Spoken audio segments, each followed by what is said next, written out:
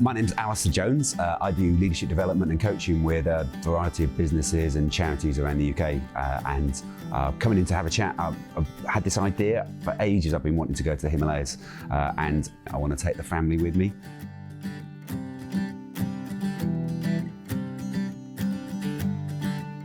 I've never been to Tibet, I've never been to northern India or anywhere like that. So something just like that just be really interesting.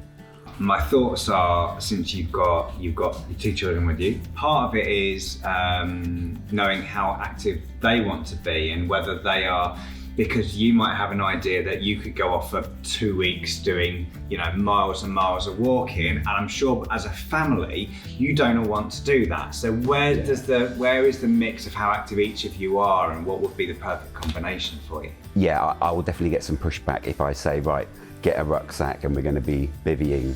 It wouldn't be fair on them that they wouldn't want 12 days trekking. I think they could possibly even do 2 or 3 days if there was sort of, as long as there was somewhere to stay that was appropriate for them, I think. So anything of sort of culture and food and anything that's different and those sort of things would be interesting. I think Kathmandu will be a really nice kind of melting pot of like the city and the bars and the temples and the culture, and getting to interact more with people, because once you're out in the mountains it's much more kind of secluded, but it's great to see the Sherpas carrying the stuff on their back. From Kathmandu as well, you can do a scenic flight to see the top of Everest. Oh, okay. Yeah. So that's a great kind of tick box experience, right? Like, if you can't, £50,000. absolutely.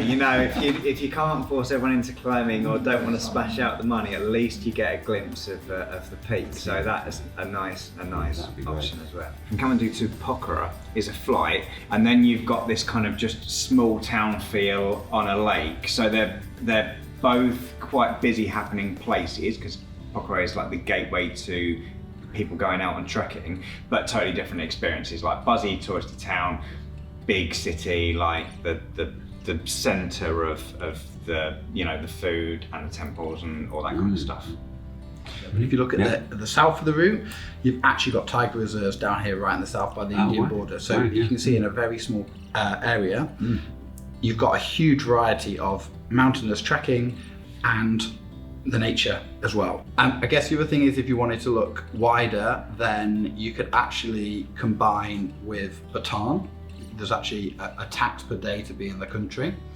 But this is one of the treks you could do. And if you're talking about having a trek with a purpose, so you go up to one of the monasteries, so that would be a day trek, and I feel like that's probably one of the best situated monasteries on earth. Would very much tick the box of tell your son that you're walking somewhere for a purpose.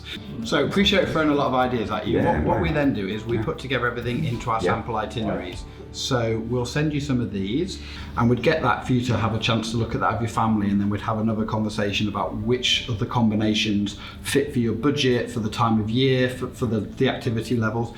And your trip won't be exactly the same, but this is a starter, so you can work out that Bhutan's really taken your fancy, or maybe the India element, and then from there we would hone that down to create your specific trip, send you this back, which we then think is hopefully perfect, hopefully you'd agree, and then obviously you'd be on your way. I hadn't thought about the ideas as a safari or anything like that because I was thinking more about going to the mountains, going to Kathmandu and sort of seeing the hustle and bustle and trying some like food and immersing myself in the culture, visiting some temples. That was kind of what was in my mind. But it was great because they brought in some other ideas and a number of things that were just really helpful. So the idea of doing a 4-day trek that is somewhere sort of really quite remarkable, that was manageable also for the family, as well as fulfilling that dream of mine of being in those really massive, huge mountains that are on our planet that would love to go and see.